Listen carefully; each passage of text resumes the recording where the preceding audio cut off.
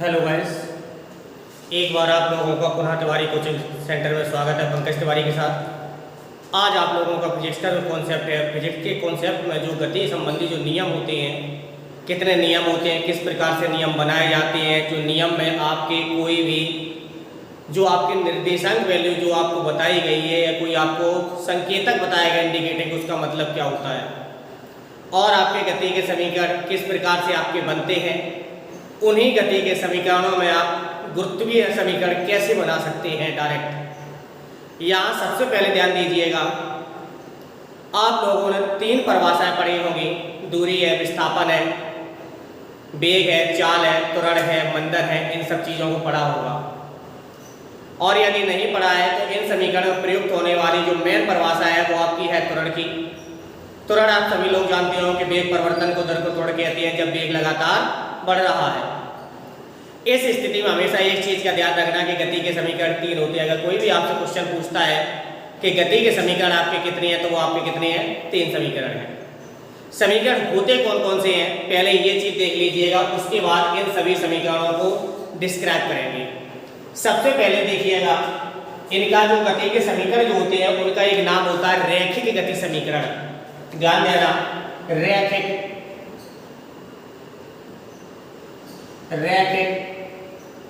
गति के समीकरण।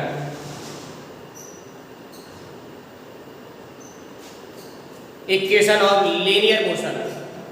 यहां ध्यान दीजिए, गति के जो समीकरण होते हैं वो आपके कितने होते हैं? 3। गति के समीकरण कितने होते हैं? 3 होते हैं। पहला आपका क्या है? v = u + at। सभी लोगों को समझ में आया? पहला कौन सा है? v = u + at। और यहाँ पे आपका दूसरा क्या होता है? s = ut + ½ at²। समझ में आया सबके? दूसरा कौन सा है? s = ut + ½ at², यानी 1/2 at²। तीसरा जो समीकरण होता है वो आपका होता है v² = u² + 2as। तीनों समीकरण क्लियर हुए हैं। पहला कौन सा होता है? v = u + at। दूसरा कौन सा होता है? s = ut + ½ at²। तीसरा आपका कौन सा होता है? v² = u² + 2as। अब यहाँ पे सबसे पहले ये देखिएगा, आपका u का मीन्स क्या होता है, v का मीन्स क्या होता है, आपका a का मीन्स क्या होता है, s का मीन्स क्या होता है और आपका t का मीन्स क्या होता है। यहाँ देखिए, u का मीन्स होता है आपकी प्रारंभिक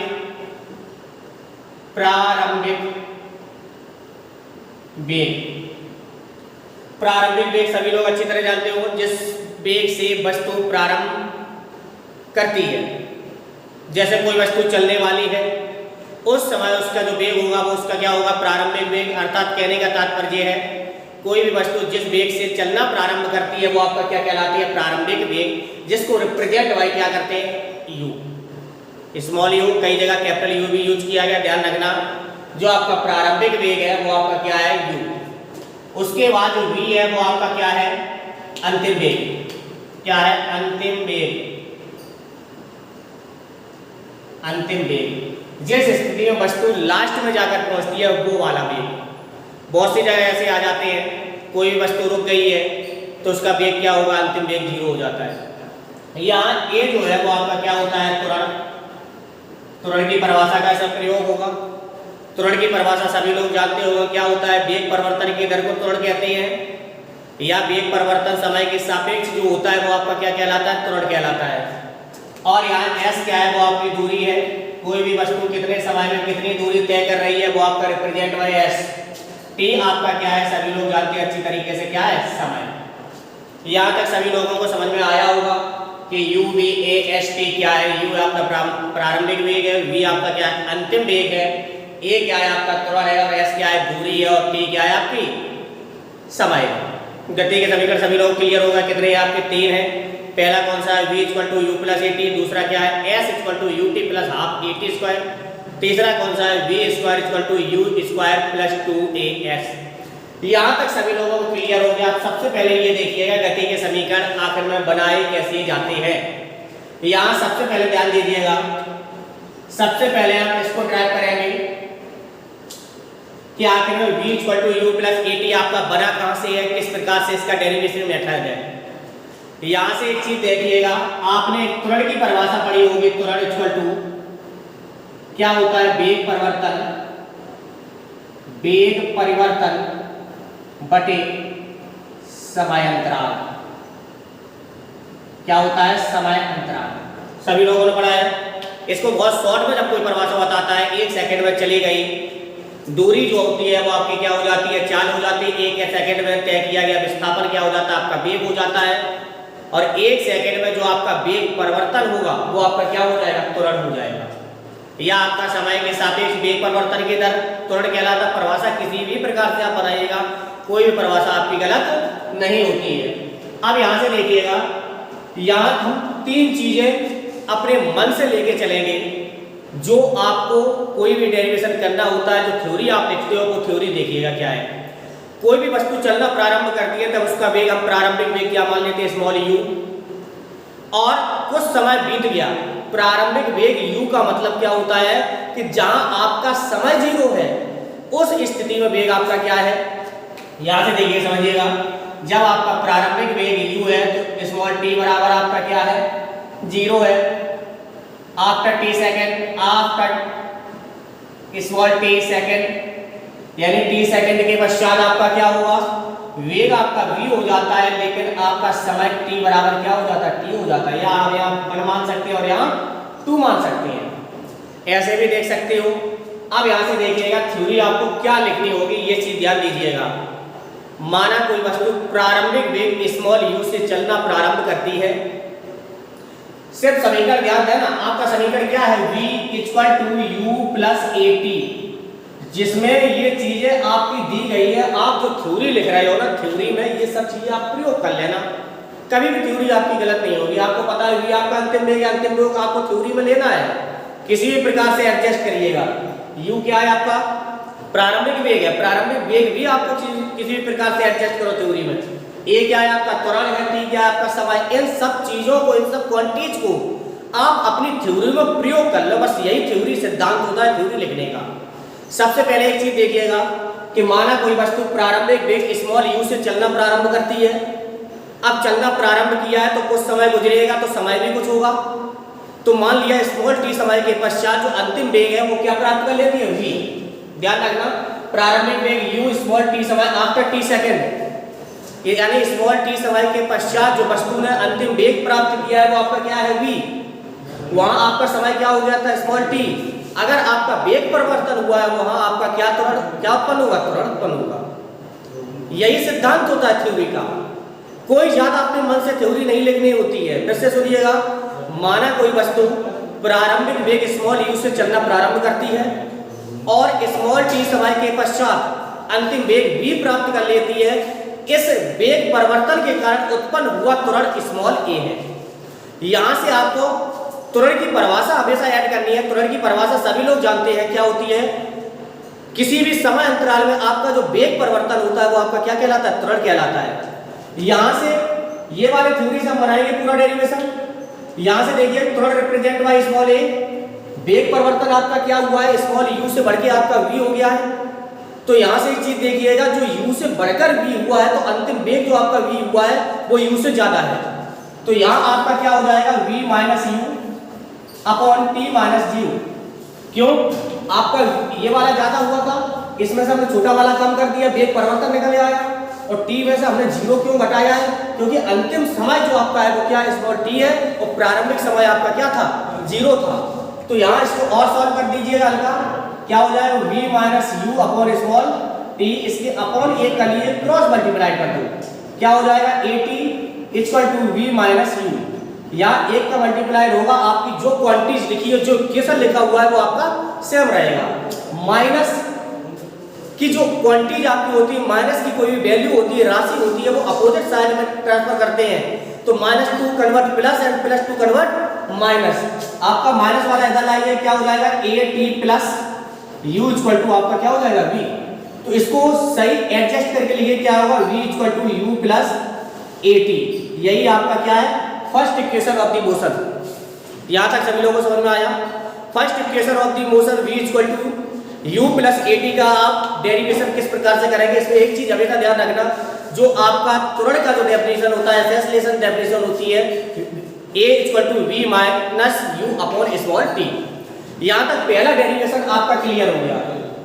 इसके बाद जब सेकंड इक्वेशन सॉल्व करेंगे, सेकंड इक्वेशन आपका क्या होता है, s equal to u t plus half a t square. इसको किस प्रकार से बनाएंगे, ज्यादा कोई नहीं रखना है, इसमें एक चीज से ध्यान देना है, यहाँ पे कई आपकी राशियां प्रयोग की गई है, ये चीज ध्यान दीजिएगा। राशियां क्या प्रयोग की गई, s है, s आपकी क्या है, दूरी है, u आपका क्या है, प्रारंभिक वेग है, स्मॉल t क्या है, आपका समय है, a आपका क्या है, एक्सेलरेशन त्वरण है, और आपका t क्या है, आपका समय है।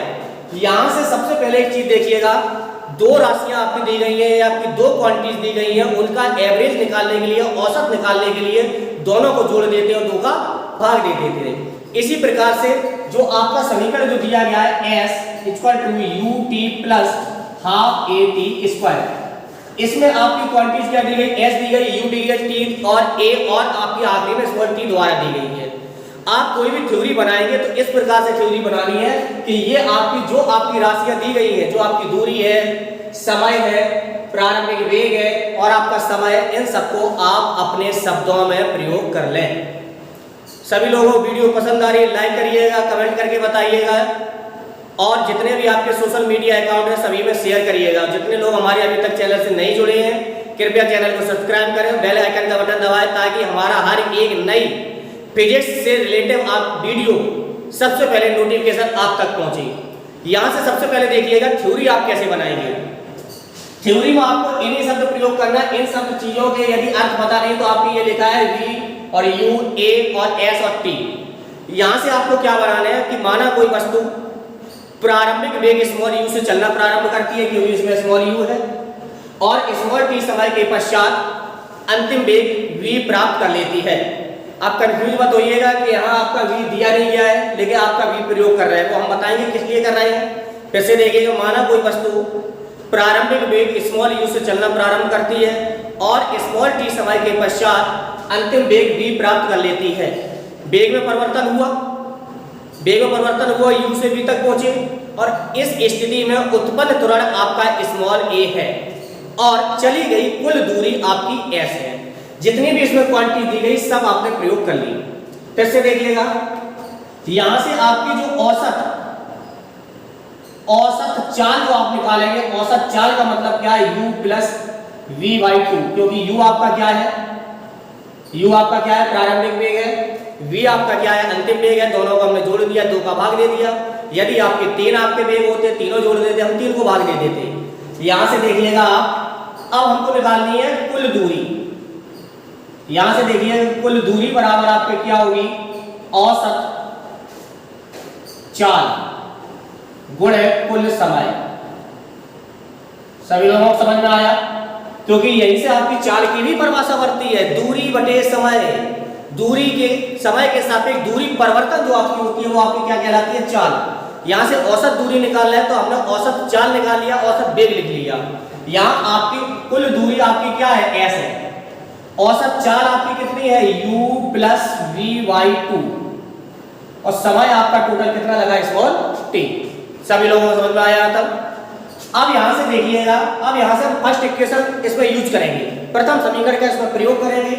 आपने देखा u प्लस, समझ में आ रही बात, u प्लस v बराबर आपका कितना है, v equal to u plus a t upon 2 into आपका t। जो आपकी v है, v की हमने वैल्यू पुट की है, वैल्यू क्या थी, first equation of the motion v equal to u plus a t. तो यहाँ आपका u प्लस v था, तो v की जगह हमने ये वाली वैल्यू ऐड कर ली, ये वाली इसकी जगह v बराबर क्या था, u plus a T, v की जगह क्या रख दिया, u प्लस ए टी। यहाँ से देखिए एक और एक आपके 2 हो जाएंगे, 2u plus a t upon 2 into T. समझ में आ गया आपके। यहाँ से आपको 2u दिए गए, तो इसका मतलब क्या हुआ, 2u plus a t upon 2। इसका अलग अलग डिवाइड करेंगे, 2u by 2 plus a T by 2, और आपका कोष्टक के बाद स्मॉल t है। कोष्टक के बाद जो भी आपकी क्वांटिटी लिखी होगी उसका मल्टीप्लाइड आपको हर एक क्वांटिटी में करना है। तो यहां से आपके 2 कैंसिल हो जाएंगे, क्या बचा है आपका u/2, दो आपके कैंसिल हो जाएंगे, सिर्फ क्या बचा है u plus half at into t। सबके समझ में आया? यहां आपका 2 क्रॉस हो गया था, u बचा है u प्लस 1/2 यानी कि हाफ, और आपका क्या लिखा है at। इसका अंदर जब मल्टीप्लाई हम करेंगे, ये आपकी वैल्यू किसके बराबर चल रही है? s के बराबर। जब इसको मल्टीप्लाई करेंगे s इक्वल टू t का अंदर गुणा करिएगा, क्या हो जाएगा ut plus half a t into t square. This is second equation of the motion. सभी लोगों को समझ में आ रहा है? जो आपका second equation of the motion है, गति का द्वितीय समीकरण है, किस प्रकार से उसको बनाएंगे, किस प्रकार से उसको सॉल्व करना है, किस प्रकार से वैल्यू पुटअप करनी है v equal to u plus at। इसमें आप दो ही चीजें ध्यान रखिएगा। सबसे पहले ध्यान रखना कि औसत चाल निकालनी है आपको, दोनों को जोड़ के 2 का भाग देके। उसके बाद कुल दूरी आपको निकालनी है, कुल दूरी बराबर आप निकाल लेंगे औसत चाल गुणा कुल समय। औसत चाल आपकी कितनी थी? u प्लस v/2 इंटू आपकी समय कितना था t, और आपकी औसत दूरी जो है वो कितनी थी s। और यहां तक आने के बाद जो आपकी v निकलेगा, v की वैल्यू रख देना u प्लस at, और सीधा आप सॉल्व करके आइएगा। आप जो इक्वेशन रिसीव करेंगे वो आपका क्या होगा? s equal to ut plus half at square. सभी लोगों को समझ में आया? यहां से आप देखिएगा third equation of the motion किस प्रकार से सॉल्व करेंगे। Third equation of the motion यानी गति का तृतीय समीकरण जो आपका v square equal to u square plus 2as है। यहां से इसका first equation of the motion से हम इसका डेरिवेशन डायरेक्ट कर सकते हैं। From first equation of the motion, first equation of the motion यानी गति के प्रथम समीकरण से। गति का समीकरण आपका कौन सा है? पहला v equal to u plus at। समझ में आया? गति का आपका पहला समीकरण क्या है? v equal to u plus at। अब इसका दोनों साइड का आप वर्ग करेंगे, on squaring of both side, यानी दोनों साइडों का आप वर्ग करेंगे। दोनों साइड का जो आप वर्ग करेंगे वो आपका क्या होगा? v square equal to u plus at का होल स्क्वायर। जो लोग सॉल्व नहीं करते हैं उनको क्या होता है कि वर्ग करना होता है, यहाँ v स्क्वायर कर दिया, यहाँ u स्क्वायर कर दिया, a स्क्वायर कर दिया, t स्क्वायर कर दिया। नहीं, जो आपका आगे वाला जो पार्ट लिखा हुआ है वो दो क्वांटिटीज का एडिशनल वैल्यू है, उसका मतलब होता है जब भी उसका स्क्वायर करेंगे तो उसका होल स्क्वायर होगा, जो आपका a प्लस b के होल स्क्वायर से आपका टूटेगा। सभी लोग जानते हैं a प्लस b का होल स्क्वायर क्या होता है? a square plus b square plus 2ab। इसी प्रकार से इसको सॉल्व करना है। v स्क्वायर इक्वल टू आपका कितना हो जाएगा?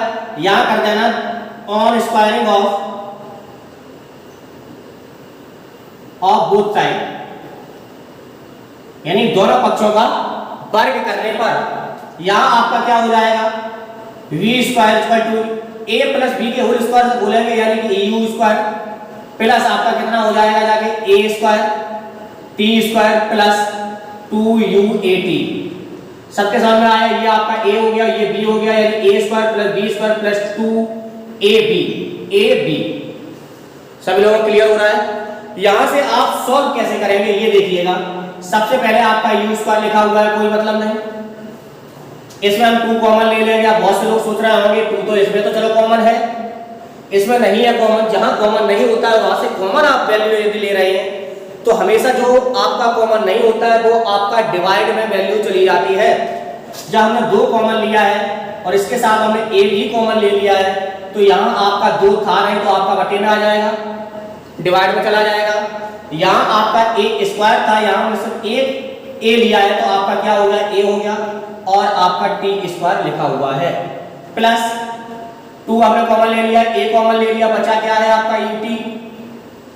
इसको सही प्रकार से यदि देखा जाए तो ut plus half at square जो है ut plus half at square value of s from second equation of the motion. गति का जो द्वितीय समीकरण है जो ut plus half at square किसके बराबर होता है? s के बराबर, यानी समीकरण क्या होता है? s बराबर ut plus half at square. तो यहां से आपका जो v स्क्वायर इक्वल टू आपका निकलेगा u स्क्वायर प्लस 2a, इसकी जगह आप क्या रख दोगे? Direct s। This is third equation of the motion. इस प्रकार के इक्वेशन में कोई भी आपको समस्याएं नहीं होती है, सिर्फ आपको क्या होता है? एक तरफ से आपको सॉल्व करना होता है और सही से आप उसकी कैलकुलेशन करते जाइए। जहां नया वैल्यू रखना होता है वहां वैल्यू रखिएगा, जहां कॉमन लेना होता है वहां कॉमन लीजिए। अब बहुत से लोग यहाँ भूल जाते हैं आगे कि यहाँ कॉमन क्या लेना है, इसीलिए वीडियो को ज्यादा से ज्यादा देखें, कई बार आप लिखें, कई बार उसके नोट्स बनाएं, ताकि हर एक स्टेप पे आपको अच्छी तरीके से पता चल सके कि यहाँ हमें क्या कॉमन लेना था।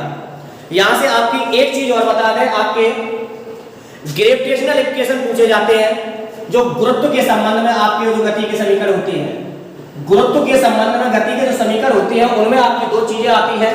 यदि कोई वस्तु नीचे से ऊपर फेंक रही है तो आपके समीकरण क्या होंगे, ऊपर से यदि कोई भी वस्तु नीचे आ रही है तो उसके समीकरण क्या होंगे। सबसे पहले ध्यान दीजिएगा, यदि वस्तु ऊपर से नीचे गिर रही है तब, यदि कोई भी वस्तु ऊपर से नीचे गिर रही है तब गति के समीकरण आप कैसे बनाएंगे। हमेशा गुरुत्व के अधीन एक चीज ध्यान रखना, आपका जो प्रारंभिक वेग होता है वो प्रारंभिक वेग ही रहेगा, नो चेंजमेंट ऑफ। उसके बाद जो अंतिम वेग आपका होता है वो भी आपका नो चेंजमेंट, कोई परिवर्तन नहीं होता है। ध्यान रखना, समय में आपका कोई भी परिवर्तन नहीं होता है, चाहे वस्तु नीचे से जाए चाहे ऊपर जाए, या आपका स्ट्रेट लाइन चलिएगा, समय में कोई भी परिवर्तन नहीं होता है। सेम इंडिकेट स्मॉल टी, कई जगह कैपिटल टी भी यूज कर लेते हैं, वो एक ही चीज है, टाइम आपका संबंधित होता है। उसके बाद जो आपका नेक्स्ट आता है एस, जो आपका दूरी होता है वो परिवर्तन हो जाता है किसमें, ऊंचाई में। ऊंचाई जो आपकी हाइट होती है रिप्रेजेंट बाई एच, कैपिटल भी ले सकते हो स्मॉल भी ले सकते हो। जो आपका त्वरण होता है वो आपका गुरुत्वीय त्वरण में परिवर्तित हो जाता है, समझ रहे हैं आप। जो आपका त्वरण होता है, जो रेखीय त्वरण स्मॉल ए होता है वो आपका गुरुत्वीय त्वरण स्मॉल जी में परिवर्तित हो जाता है। अब यहां से गति के समीकरण पहले बनाएंगे। पहला क्या है, v equal to u plus a की जगह स्मॉल जी टी। पहला समीकरण सभी लोगों को क्लियर आया। v equal to u plus a की जगह आपने क्या कर दिया, स्मॉल जी, और आपका टी लिखा हुआ है, आपका क्या होगा, पहला समीकरण। क्लियर। दूसरा समीकरण आप देखिएगा, दूसरा समीकरण आपका क्या है, s equal to u t plus half a t square. s आपकी क्या है, दूरी, दूरी की जगह आपकी क्या आ जाती है, हाइट आ जाती है, हाइट की जगह आप क्या रख देंगे, h equal to u t. U t में आपको कोई परिवर्तन नहीं होता है, प्लस 1/2 जो a आपका है वो किसमें परिवर्तित हो जाता है, गुरुत्वीय त्वरण यानी स्मॉल जी में, और आपका t लिखा हुआ है, t आप लिख दीजिएगा। तीसरा जो इक्वेशन आपका बनेगा जाके वो आपका क्या है, v square equal to u square plus 2 गुरुत्वीय त्वरण जो आपका a रेखीय त्वरण है, रेखीय त्वरण की जगह आपका गुरुत्वीय त्वरण आ जाएगा, और आपकी जो दूरी आपकी s है, s की जगह आपकी h आ जाएगी। ये आपके क्या हो गए, गुरुत्व के अधीन समीकरण। गुरुत्व के अधीन जो आपके समीकरण होते हैं वो भी आपके तीन होते हैं। पहला कौन सा होता है, v equal to u plus g t. दूसरा क्या होता है, h equal to u t plus half g t square. तीसरा क्या होता है, v square equal to u square plus 2gh। अब इसमें एक चीज ध्यान रखना, जब ऊपर से नीचे आती है तो जो आपका ग्रेविटेशनल होता है वैल्यू वो आपकी हमेशा प्लस की होती है। यदि कोई वस्तु ऊपर से नीचे गिर रही है तो ग्रेविटेशनल वैल्यू हमेशा क्या होती है, आपकी प्लस की होती है। क्यों, ऊपर से यदि वस्तु नीचे गिर रही है तो हमेशा उसका जी का मान, गुरुत्वीय त्वरण का मान हमेशा लगातार बढ़ता रहता है। इसी प्रकार से यदि कोई वस्तु ऊपर की ओर जा रही है, ऊपर की ओर, तो स्मॉल जी की वैल्यू जो होती है वो आपकी नेगेटिव होती है। यदि यही आपके इक्वेशन इस प्रकार से पूछे जाते हैं, यदि कोई वस्तु नीचे से ऊपर की ओर फेंकी जा रही है तब गति के समीकरण आपके क्या होंगे, तो यही आपके होंगे, सिर्फ आपके प्लस की जगह माइनस हो जाएगी। सभी लोगों को वीडियो पसंद आई है, लाइक करिएगा, कमेंट करके बताइएगा। जो सा कोई भी कॉन्सेप्ट आपके समझ में नहीं आ रहा है कमेंट करके बताइएगा, उस पर आपको नई वीडियो अपडेट बहुत जल्दी कर दी जाएगी। जितने भी लोग हमारे चैनल से नहीं जुड़े हैं चैनल को सब्सक्राइब करें, बेल आइकन का बटन दबाएं ताकि हमारी हर एक फिजिक्स की नई वीडियो की नोटिफिकेशन सबसे पहले आप तक पहुंच सके। सभी लोगों को पंकज तिवारी का नमस्कार।